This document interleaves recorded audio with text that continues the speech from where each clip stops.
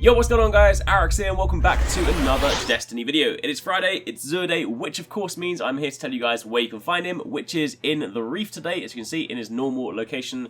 He has still yet to go to Felwinter Peak, but this is where he is, and of course I'm going to tell you guys what he has for sale and whether or not any of those items are worth purchasing. So, if you guys do enjoy this video, then a like would be super appreciated. Comment down below if you have any questions, but let's get started. First up, as always, we have the Legacy Engram. Once again, a warning for this. This is not a Year 3 Engram, so you will not get anything good from this, so do not buy this. It's a Legacy weapon Engram, so if you're trying to get any Year 1 weapons, then fair enough, but for the most part, it's expensive. You can completely and utterly ignore this. So, moving over to the Titans, one of my favourite exotics, just because it is so much fun to use, the TWILIGHT Garrison. Main perk on this is that if you press B twice, or circle, basically whatever your dodge button is, press that twice whilst airborne, you will perform an invade. People use this a lot if they Titan skate, and it's just really fun to mess around with. But on top of that, it also gives you increased recovery for 5 seconds after taking solar splash damage, and you can carry more ammo for your special weapons.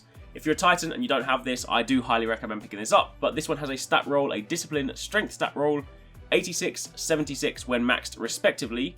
And if you compare that to the min-max values, then the lowest you'll ever see this is with 51 in both, and the highest is 86 in both.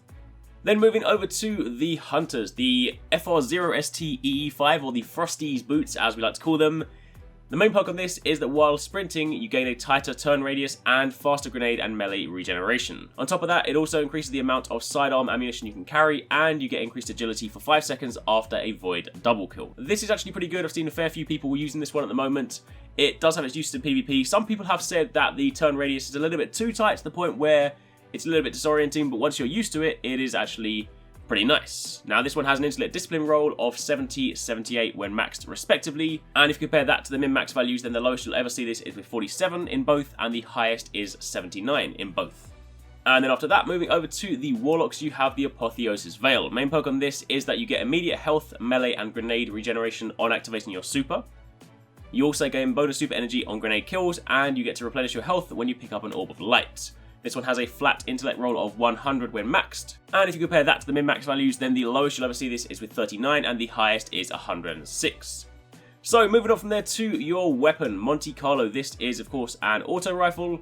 It is a nice weapon, it is one of the nicest looking weapons in the game, but as for its placement on the kind of priority list, it's not incredibly high up, so I wouldn't say it's a must buy. It deals kinetic damage, you have hip fire where this weapon has a bonus accuracy whilst firing from the hip, and you also have Monte Carlo method. You do of course have two pretty cool ornaments for it, but as mentioned, auto rifles aren't necessarily top tier anyway, and especially if you spend a lot of time in the Crucible, then this isn't necessarily a go-to. So I just say, if you haven't got it in your collection and you want to complete it, by all means grab it, but beyond that, it isn't necessarily a high priority grab.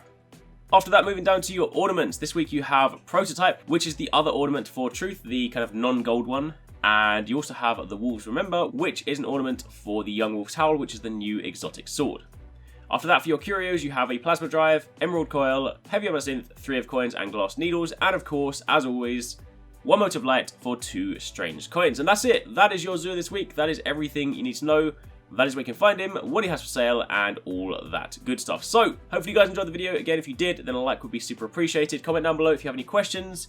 But thank you for watching. Have a good weekend. Take it easy. Catch you next time. Peace out.